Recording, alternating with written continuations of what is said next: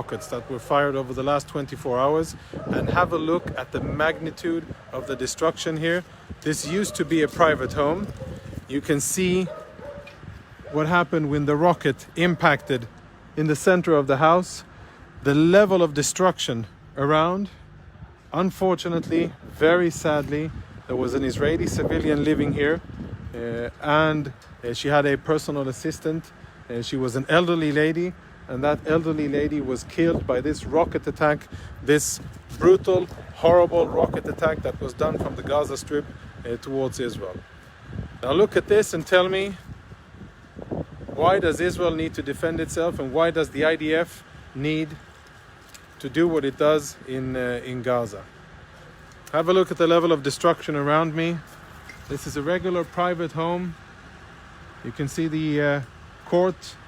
The car, which is quite a few meters away, was also damaged. And if I zoom out and show you other houses in the area, you'll be able to see that even as far as 20 meters away, the house over there, take a look at the roof, there's damage. The car here was totaled, and the entire surroundings, all of the surroundings were damaged by this rocket that hit in the area and unfortunately led to Israeli casualties. I want to give you a short recap of the situation as it is as we speak. We're about 24 hours into fighting already. This fighting started with Hamas firing rockets at Jerusalem, at our capital, forcing hundreds of thousands of Israeli civilians to run for shelter. They fired 6 rockets then, and since then they have been firing rockets at southern Israel almost relentlessly. This very sad and unfortunate event is not the only one. There are other places in Ashkelon, in southern Israel, as well as in Ashdod, that were hit by rockets, and similar level of destruction was caused, as you can unfortunately see behind me. The IDF said from the early beginnings that this is an aggression. This is an attack, an aggression on Israel that we will not tolerate, and it will not go unanswered. And unlike the terrorists in Gaza, what we're doing when we respond is that we attack the terrorists. We attack Hamas, we attack the Islamic Jihad, and we attack anybody else who is holding arms and trying to fire rockets or missiles or to attack Israel. And over the last night and day, we have killed almost 20 Hamas and Islamic Jihad terrorists all over the Gaza Strip, and we have struck more than 130,000 targets, 130 targets inside the Gaza Strip. Pardon me, I'm a bit excited for being here. So, and in terms of where we are looking ahead, our orders are based on the fact that Hamas and the Islamic Jihad continue to fire almost relentlessly towards Israeli civilians, trying to kill and terrorize Israeli civilians. Based on that fact, what we have been ordered to do is to continue to escalate and enhance our operations, and to be ready to expand operations into different stages. And I won't go beyond that because we're not at that stage yet.